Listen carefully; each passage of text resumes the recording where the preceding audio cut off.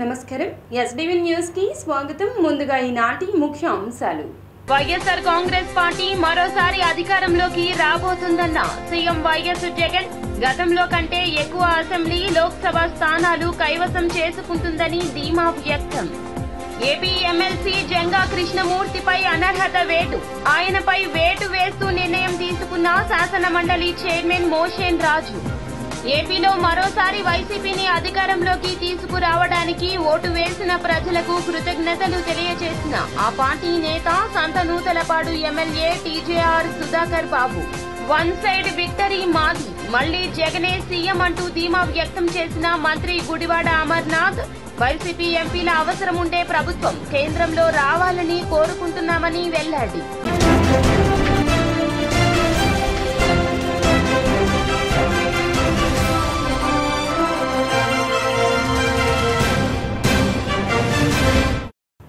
ఇక డీటెయిల్స్ చూస్తే మరొకసారి వైసీపీ అధికారంలోకి రాబోతుందని సీఎం జగన్ ధీమా వ్యక్తం చేశారు.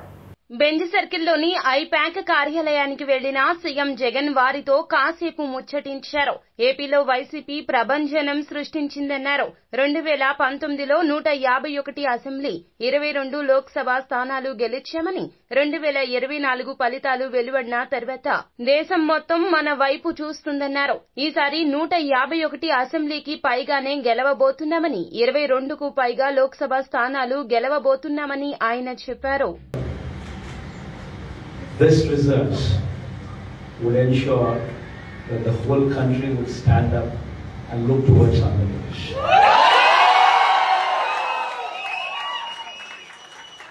In fact,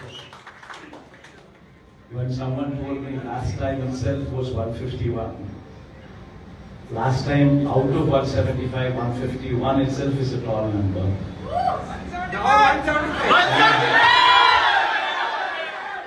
Someone told me 22 out of 25 itself is a tall number. This time, we're going to beat that record. We will surpass 151, we will surpass 250. And predominantly, God's grace, touch wood, they've given the good deliverance of the governance. The governance model that was put in place was never seen before.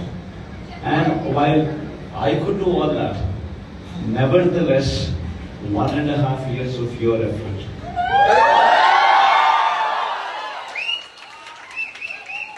1.5 years of your effort, trying to streamline, trying to bring in more efficiency into the system that we are already in, helped us achieve this time. MLC Janga కృష్ణమూర్తిపై అనర్హత వేటు పడింది. ఆయనపై వేటు వేస్తూ శాసన మండలి chairman Moshen రాజు నిర్ణయం తీసుకున్నారు. పార్టీ ఫిరాయింపుల నిరోధక చట్టం ఆధారంగా ఆయన అనర్హత వేటు వేశారు. వైసీపీ తరఫున గెలిచిన జంగా కృష్ణమూర్తి టీడీపీలో చేరారు. దీంతో ఆయనపై శాసన మండలి చైర్మన్ కు వైసీపీ ఫిర్యాదు చేసింది. పార్టీ ఫిరాయింపుల నిరోధక చట్టం ప్రకారం విచారణ జరిపి కృష్ణమూర్తిపై చర్యలు తీసుకోవాలంటూ ఫిర్యాదులో కోరింది. ఈ క్రమంలో విచారణ జరిపిన మండలి చైర్మన్ చివరకు కృష్ణమూర్తిపై వేటు వేశారు. మరొకసారి వైసీపీ అధికారంలోకి తీసుకురావడానికి ఓటు వేసిన ప్రజలకు ఆ పార్టీ నేత టీజేఆర్ సుధాకర్ బాబు కృతజ్ఞతలు తెలియజేశారు.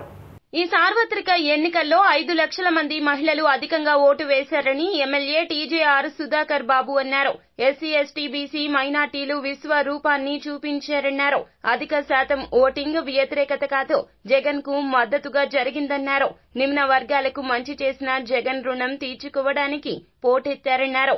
కూటమి నేతలు ఊహల పల్లకీలో విహరిస్తున్నారన్నారు. దళారీ వ్యవస్థ లేకుండా పంపిణీ వ్యవస్థని చిట్ట చివరి గ్రామాల్లోని చిట్ట చివరి ఇంటికి చిట్ట చివరి చేతికి ఏ మధ్య దళారీ లేకుండా డీబీటీ సిస్టమ్ ద్వారా 2,35,000 కోట్ల రూపాయల డబ్బులను ప్రజల చేతికి అందిస్తే ఆ ప్రజలు తిరిగి వారు ఖడ్గాన్ని తీసుకొని చీల్చి చెండాడారు. ప్రజాస్వామ్యం ప్రజ్వడిల్లింది ఆంధ్ర రాష్ట్రంలో. ప్రజా చైతన్యం ఓటు రూపంలోకి వచ్చింది రోడ్డు మీదకి. ఉదయాన్నే 6:30కి 7 గంటలకి వృద్ధులు, మహిళలు, వికలాంగులు, ఏ ఆసరా లేని ఒంటరి మహిళలు బారుల్లో నిలబడి ఓటు వేయటం కోసం నిలబడిన విధానం చూసినప్పుడు మాకు చాలా అబ్బురం కలిగింది. ఇది ప్రజాస్వామ్య విజయం.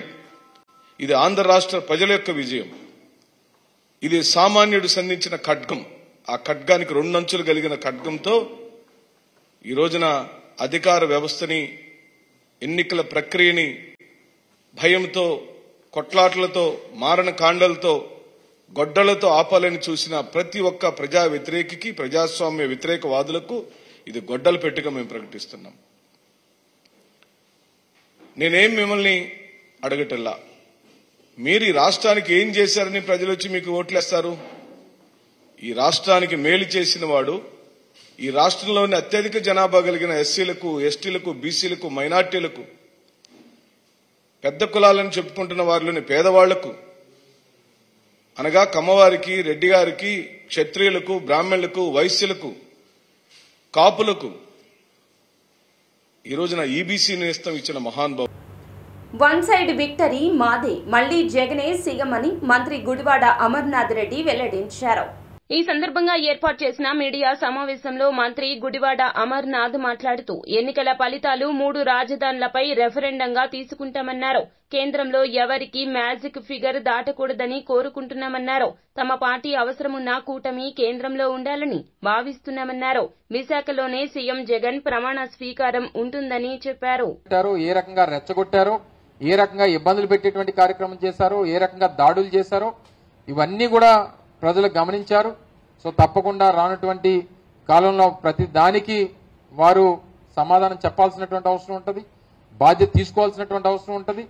చట్టం తన పని తాను చేసుకెళ్లేటువంటి క్రమంలో ప్రతి ఒక్కరికి కూడా వారు బాధ్యత పడాల్సినటువంటి అవసరం ఉంటుంది అనేటువంటి విషయాన్ని కూడా ఈ సందర్భంగా తెలియజేస్తా ఉన్నాం. సో రానటువంటి కాలంలో ఏదైతే జగన్మోహన్ రెడ్డి గారు చెప్పారో, రేపు అధికారంలోకి వచ్చిన తర్వాత ప్రమాణ స్వీకారం విశాఖపట్నం వేదికగా రేపు ప్రమాణ స్వీకారం చేస్తానన్నటువంటి మాట ఎన్నికలకు ముందు మార్చి 5వ తారీఖున విశాఖపట్నంలో సమావేశం అయినప్పుడు వారు ప్రకటించినటువంటి దాని ప్రకారం రేపు జూన్ 4 ఫలితాలు వచ్చిన తర్వాత వారి ప్రమాణ స్వీకారం కూడా విశాఖపట్నం వేదికగానే ముఖ్యమంత్రిగా ప్రమాణ స్వీకారం చేస్తారని చెప్పి కూడా అందరూ కూడా ఆశిస్తూ రానటువంటి కాలంలో మరింత మెరుగైనటువంటి పరిపాలన, మరింత మెరుగైనటువంటి సంక్షేమం, మరింత మెరుగైనటువంటి అభివృద్ధి రాష్ట్రంలో అందించి యువతకి ఉపాధికి సంబంధించి కానీ, లేదా ఈ ప్రాంత భవిష్యత్తుకు సంబంధించి కానీ, ముఖ్యంగా ఆంధ్రప్రదేశ్ రాష్ట్రంలో ఉన్నటువంటి అనేక ప్రాంతాల అభివృద్ధికి సంబంధించి కానీ గతం నుంచి ఏ రకంగా ప్రభుత్వం కట్టుబడి ఉందో, వైఎస్ఆర్ కాంగ్రెస్ పార్టీ కట్టుబడి ఉందో, మొత్తం ఓటింగ్ పర్సెంటేజ్ అనేటువంటిది జగన్మోహన్ రెడ్డి గారితో స్ట్రాంగ్ గా ఉంది.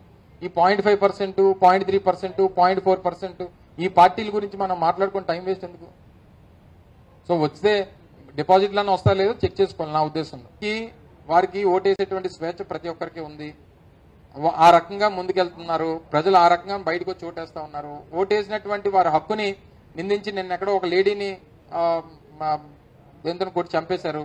సో ఈ రకంగా ఇది కరెక్ట్ ప్రొసీజర్స్ కాదు, ఇది పద్ధతి కాదు, ఇది ప్రజాస్వామ్యంలో ఈ రకంగా ముందుకెళ్ళడం అనేటువంటిది కరెక్ట్ కాదు. ఏదేమైనప్పటికీ ఎవరైనా సరే దీన్ని ఖండించాల్సినటువంటి అవసరం ఉంది.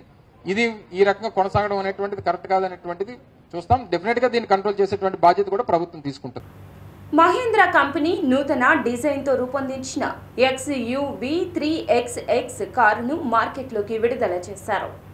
మహీంద్రా కంపెనీ విజయవాడ శాఖ సేల్స్ మేనేజర్ ఎన్ భానుప్రకాష్ మాట్లాడుతూ మహీంద్రా కంపెనీ నూతనంగా మార్కెట్లోకి విడుదల చేసిన ఈ కారు మధ్యతరగతి వారు సైతం కారు కొనుగోలు చేసే విధంగా ధరలు అందుబాటులో ఉన్నాయన్నారు. 7,50,000 నుంచి ధర ప్రారంభమవుతుందన్నారు. మార్కెట్లోనికి విడుదల చేసిన ఈ కారు 8 కలర్లు ఉన్నాయన్నారు. తక్కువ ధర, ఎక్కువ సౌకర్యాలతో మార్కెట్లోకి విడుదల చేయడంతో ఒక్క రోజులోనే నగరానికి చెందిన 65 మంది కార్లు బుక్ చేసుకున్నట్లు తెలిపారు. అన్ని వర్గాల నుంచి కొనుగోలుదారులను ఆకర్షించే విధంగా కంపెనీ నూతన కార్లను తయారు చేసినట్లు వెల్లడించారు. దేశవ్యాప్తంగా 50,000 మంది కార్లు బుక్ చేసుకున్నట్లు వెల్లడించారు. విజయవాడ నేను already Mahindra vehicles last 10 years నుంచి వాడుతున్నాను. వేరే వెహికల్స్ కూడా వాడుతున్నాను నేను ఆల్రెడీ. మహీంద్రాలో సేఫ్టీ ప్రికాషన్స్ ఎక్కువండి.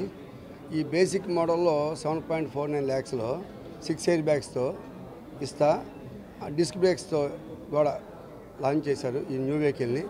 మీకు ఫారిన్ కంపెనీస్కి ధీటుగా ఇండియన్ మేడ్లో ఈ మహీంద్రా ఎక్స్యూవీ కానీ మహీంద్రా వెహికల్స్ ఏవైనా కానీ ఈరోజు గ్రాండ్ సక్సెస్ ఇండియా వైడ్గా. ఈ వెహికల్ లాంచ్ అయిన వెంటనే కూడా 50,000 బుకింగ్స్ ఇమీడియట్గా 1 డేలో టోటల్ ఇండియా వైడ్గా వచ్చిందంటే మీరు ఈ వెహికల్కి ఈ కంపెనీకి ఎంత క్రేజ్ ఉందో ఇండియా వైడ్గా మీరు అర్థం చేసుకోవాలి. కస్టమర్స్ ప్రతి వాళ్ళు కూడా మిడిల్ క్లాస్ వర్షన్లో మిడిల్ క్లాస్ ఫ్యామిలీస్కి అందుబాటు ధరలో ఈ మహీంద్రా వెహికల్స్ ఈ రోజున ఇండియా వైడ్గా కూడా ఇస్తున్నారు. ఏ అదర్ సైడ్ బ్రాండ్స్కి వెళ్ళినా కూడా అరౌండ్ 25 lakhs నుంచి 2 crores దాకా ఉన్నాయి.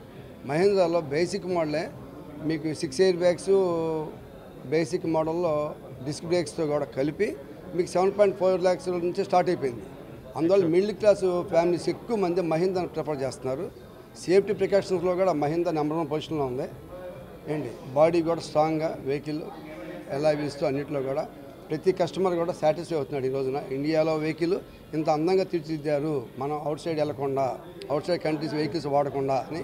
కాబట్టి ప్రతి కస్టమర్ కూడా ఈ వెహికల్స్ని మీరు యూజ్ చేయండి. మన ఇండియన్ రేటింగ్లో మన ఎకానమీని పెంచవలసిందిగా మీ అందరినీ మిక్కిలి ప్రార్థిస్తున్నాం. ఈ వెహికల్ వచ్చేసి బెస్ట్ ఇన్ ఇండస్ట్రీ మేము వెహికల్ లాంచ్ చేస్తున్నాం. మేము ఇది మీకు ఇందులో 8 న్యూ కలర్స్ ఇస్తున్నాం. బోత్ పెట్రోల్ అండ్ డీజిల్ వెహికల్స్లో మీకు ఈ వెహికల్ అవైలబిలిటీలో ఉంటుంది. ప్లస్ మీకు ఆటోమేటిక్ అండ్ మాన్యువల్ ట్రాన్స్మిషన్లో రెండిట్లో కూడా మీకు ఈ వెహికల్ అందుబాటులో ఉంటుందండి. సేఫ్టీ అనేది మేజర్గా మహీంద్రా అనేది కాన్సన్ట్రేషన్. సో మనం బేసిక్ వెహికల్ నుంచి మనకి ఈ వెహికల్లో 6 air bags ఇస్తున్నాం. ABS CBD ఉంటుంది మనకి. ప్లస్ ఆల్ వీల్స్ కూడా మీకు డిస్క్ బ్రేక్స్ అనేది మీకు అవైలబిలిటీలో ఉంటుందండి. ఇందులో కస్టమర్స్ కూడా ఎక్కువగా చాయిస్ అనేది కూడా మీకు ఇందులోనే ఎక్కువ ప్రిఫర్ చేస్తున్నారు. సో ఆల్రెడీ మేము ఈ ఫస్ట్ డేనే మేము ఆల్మోస్ట్ 50,000+ బుకింగ్స్ అనేది మేము ఆల్రెడీ రీచ్ అయ్యామండి. We are expecting more number of customers we are ready to serve the customers. June 4వ తేదీన అభ్యర్థుల జాతకాలు తెలిసిపోతాయి. మధ్యాహ్నానికి స్పష్టమైన తీర్పు వెలువడుతుంది. మామూలుగా జరిగే పందాలతో పాటు ఆన్లైన్ బెట్టింగ్లు నడుస్తున్నాయి. ఏ పార్టీకి ఎన్ని సీట్లు, ఎంపీ సీట్లను ఏ పార్టీ ఎన్ని గెలుస్తుంది, ఒక్కో పార్టీకి ఎన్ని సీట్లు వస్తాయి, కూటమికి ఎన్ని సీట్లు వస్తాయి అనే అంశాలపై ఆన్లైన్లో బెట్టింగ్ జరుగుతుంది. ఎప్పటికప్పుడు అప్డేట్లను చేరవేయడానికి ప్రత్యేకంగా వాట్సాప్ గ్రూపులు ఏర్పాటు చేశారు. ఇటీవల టీడీపీలో చేరిన ఎమ్మెల్సీ జంగా కృష్ణమూర్తిపై అనర్హత వేటు వేసిన సంగతి తెలిసిందే. కృష్ణమూర్తిపై వేటు వేస్తూ నిన్న అర్ధరాత్రి గెజిట్ నోటిఫికేషన్ విడుదల చేశారు. దీనిపై కృష్ణమూర్తి స్పందిస్తూ తన వివరణ తీసుకోకుండానే వేటు వేశారంటూ మండిపడ్డారు. ఎమ్మెల్సీ పదవి తనకు వ్యక్తిగతంగా వచ్చింది కాదని బీసీ వర్గాలకు ఇచ్చిన పదవి అన్నారు. వైసీపీ అధిష్టానం మండలి చైర్మన్ పై ఒత్తిడి తీసుకొచ్చి తనపై వేటు వేసేలా చేసిందంటూ విమర్శించారు. ఏంటంటే నా ఎక్స్ప్లెనేషన్ కోసం కూడా టైం అడిగినప్పుడు కూడా ఈ విధంగా డిస్క్వాలిఫికేషన్ చేయటం అనేది ప్రభుత్వ ప్రజాప్రతినిధుల ఒత్తిడిపై చేసిందని అనుకుంటున్నాను. ఇదే సరైన విధానం కాదు. నా ఆర్గ్యుమెంట్ వినాల్సిన అవసరం ఉన్నప్పుడు కూడా టైం అయినప్పుడు కూడా చేయటం అనేది కక్ష జరుపుకు భావిస్తున్నాను. ఎందుకంటే కారణం ఏంటంటే కేవలం బీసీలు మాత్రమే కనపడుతున్నారు చర్యలు తీసుకోవటం కోసం. మీకు తెలియని కాదు, ఈ యొక్క సభ్య సమాజాన్ని తెలుసు, ఈ రాష్ట్రం మొత్తం కూడా నేను వ్యక్తిగత పదవిగా అది భావించలేదు, బీసీలకు సంబంధించిన పదవిగా భావించాను. నేను కొంతమంది మిత్రులు కూడా అడిగాను బీసీ వర్గాలకు సంబంధించిన వాళ్ళు నాకు అనుకూలంగా ఉండేవాళ్ళు కానివ్వండి, బీసీ వర్గాలకు సంబంధించిన నా ఎమ్మటి తిరిగి అడిగాను. తిరిగి వాళ్ళు ఏం చెప్పారంటే నీ పదవి కాదండి మా పదవి సంబంధించి ఆలోచించాలని ఆ విషయం చెప్పాను. మా పదవి అంటే బీసీ వర్గాలకు ఇచ్చే పదవి భావించా కానీ నాకైతే వ్యక్తిగతంగా ఇవ్వాలి కానివ్వండి, లేకపోతే ఎమ్మెల్యేకి సంబంధించినటువంటి పదవిని అతనికి ఇచ్చాం కాబట్టి నాకు ఇచ్చే పరిస్థితి కాదు. ఆ రోజు ఎమ్మెల్సీలు ఖాళీగా ఉన్నాయి. ఆ రోజున ఆయన ప్రకటించినప్పుడు మహేష్ రెడ్డి గారు తీసుకొచ్చినప్పుడు ఖాళీగా ఉన్నాయి. నేను అడిగాను కూడా. కాబట్టి 8 నెలల తర్వాత ఇస్తానని ఎందుకు ఇచ్చాడు? అది నాకు ఇచ్చింది కాదు. అది నేను ఆ రోజు నా సీటుకు సంబంధించి త్యాగం చేశాను. 2014 సంబంధించి ఎన్నికలకు సంబంధించి కూడా నేను 7,000తో డిఫీట్ అయ్యాడు. 4,000 ఎలక్షన్లు క్రాస్ ఓటింగ్ చేసి కూడా ఆయనకు తెలుసు. 30,000 సీట్లు 30,000తో ఓడిపోయారు. ఇబ్రహీంపట్నం ఫెర్రీలో రాత్రి త్రుటిలో పెను ప్రమాదం తప్పింది. వివరాల ప్రకారం గుంటూరు జిల్లా రాయపూడి నుండి 25 మంది ప్రయాణికులతో ఎన్టీఆర్ జిల్లా ఫెర్రీకి వస్తున్న లాంచీ కృష్ణా నది మధ్యలో ఇసుక దిబ్బలు తగిలి నిలిచిపోయింది. రాత్రి 7 గంటలకు ఫెర్రీకి చేరుకోవాల్సిన లాంచీ సుమారు 3 గంటల పాటు నదిలోనే ఆగిపోవడంతో ప్రయాణికులు ప్రాణాలు అరచేతిలో పెట్టుకుని బిక్కుబిక్కుమంటూ గడిపారు. విషయం తెలుసుకున్న లాంచీ నిర్వాహకులు మరొక లాంచీని పంపగా ఆ లాంచీ కూడా ఇసుక దిబ్బలు తగిలి నిలిచిపోయింది. చిమ్మ చీకటిలో 3 గంటల పాటు ఏం జరుగుతుందో తెలియక హై టెన్షన్ నెలకొంది. కృష్ణా రివర్ దగ్గర ఇబ్రహీంపట్నం ఫెర్రీ దగ్గర మనకి సుమారు 20 మంది బోట్లో నదిలో మధ్యలో వెళ్ళిపోయిన కాలు వచ్చింది. దాని మీద రావడం జరిగింది. ఇక్కడ లోకల్ ఫిషర్మెన్ కమ్యూనిటీ వాళ్ళతో మనం మాట్లాడి ఇమీడియట్గా 2 బోట్లు మన కానిస్టేబుల్స్ని ఇచ్చి ఇమీడియట్గా లైఫ్ జాకెట్స్ తోటి అక్కడికి పంపించడం జరిగింది వాళ్ళ దగ్గరికి. ఈ మధ్యలో మనం SDRF వాళ్ళు కూడా ఇన్వైట్ జరిగాము. మంగళగిరి వాళ్ళు కూడా బయలుదేరాము. ఈలో ఫిషర్మెన్ రెగ్యులర్గా తిరిగేవాళ్ళు. బోటుతోటి 2 మోటార్ బోట్లతోటి వెళ్ళి అక్కడ ఉన్నటువంటి వాళ్ళని బోట్లోకి ఎక్కించుకొని ఒడ్డుకి తీసుకురావడం జరిగింది. టోటల్గా 32 ఉన్నారు. అందరూ సేఫ్గానే ఉన్నారు. ఒక 1 అవర్ వరకు వాళ్ళు అందులో వెయిట్ చేశారు. సార్ పడవలో ప్రయాణిస్తున్న ప్రయాణికులు ఎవరైనా మీకు ఫోన్ చేశారని చెబుతున్నారు. మీకు చేశారండి డైరెక్ట్గా? నాకు చేశాడు ఫోన్ చేసి. మీరు వెంటనే స్పందించి మనం ఇక్కడ లోకల్ ఫిషర్మెన్ వాళ్ళ సపోర్ట్ 2 మోటార్ బోట్లు మన స్టాఫ్ నుంచి పంపించడం జరిగింది. అది ఇసుక మేట ఎక్కువ ఉంది, వాటర్ లెవెల్ తగ్గింది, ఇసుక మేట ఎక్కువ ఉండడం వల్ల ఇసుక తగిలి ఆగిందని అన్నారు. అది ఇంకా పూర్తి స్థాయిలో వెరిఫై చేయాలి. ఇంకో లాంచ్ కూడా ఆగిందని చెప్పి అన్నారు. అది వాళ్ళకి తీసుకుని ఇంకో లాంచ్ వెళ్ళింది. అది కూడా ఈ ఇసుక మేట ఎక్కడం వల్ల అది కూడా ఆగిపోయింది. అందుకని మనం వేరే సపరేట్. ఏపీలో కూటమి అధికారంలోకి రాబోతోందని టీడీపీ నేత సోమిరెడ్డి ధీమా వ్యక్తం చేశారు. టీడీపీ నేత సోమిరెడ్డి మీడియాతో మాట్లాడుతూ జగన్ కు తల్లి, 2 చెల్లెళ్లు కూడా వ్యతిరేకంగా ఉన్నారంటూ ఎద్దేవా చేశారు. ఈ ఎన్నికలు అహంకారానికి, ఆత్మగౌరవానికి మధ్య జరిగాయన్నారు. అరాచక పాలనను తరిమి కొట్టేందుకు ఓటింగ్ శాతం కట్టలు తెంచుకుందన్నారు. దాడులకు పాల్పడుతూ అరాచకం సృష్టిస్తున్న వైసీపీ నేతలు ఇకనైనా తగ్గాలని, లేదంటే జూన్ 4 తర్వాత తగిన మూల్యం చెల్లించుకుంటారంటూ సోమిరెడ్డి హెచ్చరించారు. 13వ తేదీ జరిగిన సార్వత్రిక ఎన్నికలు ఆంధ్రప్రదేశ్లో స్ట్రైట్గా చెప్పాలంటే అహంకారానికి, ఆత్మగౌరవానికి మధ్య జరిగింది. ఈ 5 ఏళ్ళు అన్నపూర్ణ లాంటి ఆంధ్రప్రదేశ్ని జగన్మోహన్ రెడ్డి అరాచక ఆంధ్రప్రదేశ్గా చేసేసాడు. చట్టాలని ఆయన కాళ్ళ కింద నలిపేసేసాడు. ఐఏఎస్లని, ఐపీఎస్లని ఆయన కూలీల కింద మార్చేసుకున్నాడు.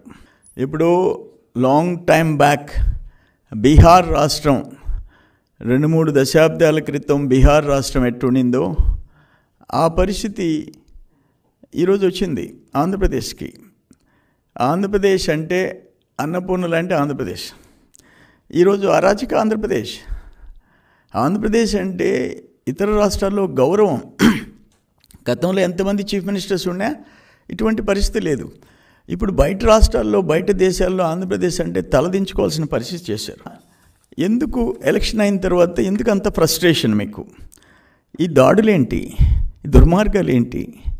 ఆఖరణ ఎలక్షన్ కమిషన్ డీజీపీని, చీఫ్ సెక్రటరీని పిలిచి మందలించాల్సిన పోస్ట్ ఎలక్షన్స్ దాడుల మీద ఇటువంటిది ఎప్పుడన్నా చరిత్రలో జరిగిందా? ఏ రాష్ట్రంలో అయినా జరిగిందా?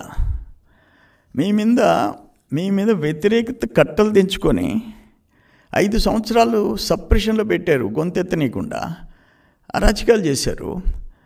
మీరు, మీ ఎమ్మెల్యేలు, మీ మంత్రులు, వాళ్ళు వెనకుండే గూండాలు ఈరోజు కట్టలు తెంచుకొని వచ్చి ఓట్లేశారు.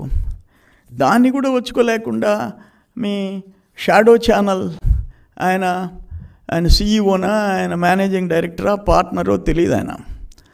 ఆయన ఆడ పోలింగ్ అయిపోతుంది, సాయంత్రం టీవీలో ఆయన అట్టి చెప్తాడు 100 సీట్లు టచ్ అయిపోయింది, జగన్మోహన్ రెడ్డికి ఆడవాళ్ళు ఓట్లు వేసేసారు, మహిళలు ఓట్లు వేసేసారు, అవ్వతాతలు ఓట్లు వేసేసారు, అందుకని 100 దాటిపోయినాయి.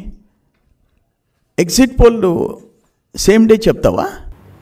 సున్నంపాడు, మునగపాడు గ్రామాల్లో వైసీపీ గెలుపునకు పనిచేసిన కార్యకర్తలు, యువత, మహిళలు అందరికీ వైఎస్ఆర్సీపీ ఎమ్మెల్యే అభ్యర్థి సర్నాల తిరుపతిరావు కృతజ్ఞతలు తెలియజేశారు.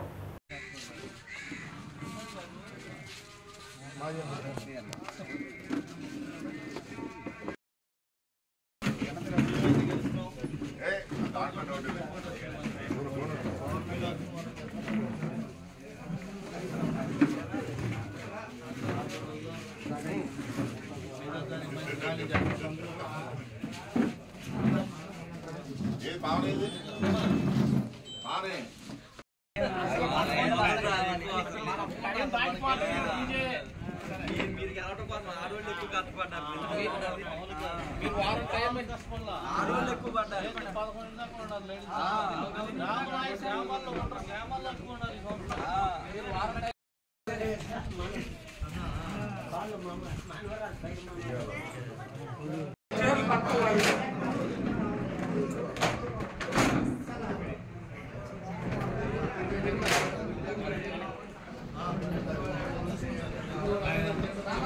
విజయవాడ సెంట్రల్ నియోజకవర్గంలో వైసీపీ టీడీపీలు విచ్చలవిడిగా డబ్బులు పంచాయని సిపిఎం నేత సిహెచ్ బాబురావు వెల్లడించారు. నేడు విజయవాడ సెంట్రల్ నియోజకవర్గం 61వ డివిజన్ పాయికాపురం శాంతినగర్లో స్థానిక సిపిఎం నేతలతో కలిసి బాబురావు విస్తృతంగా పర్యటించారు. స్థానిక ప్రజలను కలుసుకుని ధన్యవాదాలు తెలిపారు. వైసీపీ టీడీపీ పార్టీలు బహిరంగంగా విచ్చలవిడిగా డబ్బు పంపిణీ చేసినట్లు స్థానిక ప్రజలు తెలిపారు. మంచినీటి కాలుష్యం, పారిశుద్ధ్యం తదితర అంశాలు బాబురావు దృష్టికి తీసుకొచ్చారు. సెంట్రల్ నియోజకవర్గంలో సహకరించినటువంటి ఓటర్లకి, కార్యకర్తలకి సిపిఎం పార్టీ తరఫున ధన్యవాదాలు తెలియజేస్తున్నాను. ఒకవైపున తెలుగుదేశం, వైసీపీ రెండు రోజు తన్నుకుంటా ఉన్నాయి, ఘర్షణ పడుతున్నాయి. కానీ ఎన్నికల ముందు మాత్రం డబ్బు పంపిణీలో రెండు పార్టీలు కొమ్మక్కైపోయింది. నువ్వు పంచుకో, నేను పంచుకో, మన ఇద్దరం ఘర్షణ పడద్దు, మళ్ళీ ఇద్దరం డబ్బు కూడా పెంచొద్దు అని ఒక రకంగా కుమ్మక్క రాజకీయాలు నడిపారు. ఎవరు అంతకుముందు రాత్రిపూట పంచేవాళ్ళు, ఇప్పుడు పట్టపగలే పనిచేస్తారు. అధికార యంత్రాంగం కళ్ళు మూసుకుని ఉంది. వీళ్ళు మాత్రం రోజు ఫిర్యాదుల మీద ఫిర్యాదులు చేసుకునే వాళ్ళు డబ్బు పంపిణీ మాత్రం అంతా సవ్యంగా, సాఫీగా, తగాదాలు లేకుండా ఇద్దరు కుమ్మక్క అయిపోయారు. అంటే ధన రాజకీయాల్లో ఈ రెండు పార్టీల నాయకులు కూడా ప్రజల్ని ప్రలోభ పెట్టడంలో, ప్రజల్ని భ్రమంలో పెట్టడంలో వారందరూ కూడా ఒకటే దారి. అయినా సరే ఎంతోమంది ఓటర్లు వాటిని కూడా ఎదుర్కొని మాకు ఓట్లు వేశారు, వారికి ధన్యవాదాలు. కానీ రాబోయే కాలంలో ఈ ధన రాజకీయాలు ప్రభావం ప్రజల మీద, ఎవరు గవర్నమెంట్లోకి వచ్చినా ప్రజల మీద పన్నుల భారాలు, అవినీతి భారం, ఇవన్నీ కూడా చాలా ప్రమాదాలు ముందుకు రాబోతాయి. ఎన్నికల్లో మాత్రం హామీలు గుర్తించారు, ఇవాళ ప్రజలు అనేక ఇబ్బందులు ఎదుర్కొంటున్నారు. నిన్నటి వరకు మీకు అమ్మఒడి, విద్యాదీవెన, ఇంకా రకరకాలైన పథకాల్లో ఉన్నటువంటి డబ్బంతా ఎన్నికలైన మరుసటి రోజే వేస్తూ ఉన్నారు. కానీ ఇప్పుడు మాత్రం ఆ డబ్బు మొత్తాన్ని అప్పులు తీసుకొచ్చి మహారాష్ట్రలోని కొల్లాపూర్లో శ్రీ మహాలక్ష్మి అమ్మవారిని టీడీపీ అధినేత చంద్రబాబు ఆయన సతీమణి నారా భువనేశ్వరి దర్శించుకున్నారు.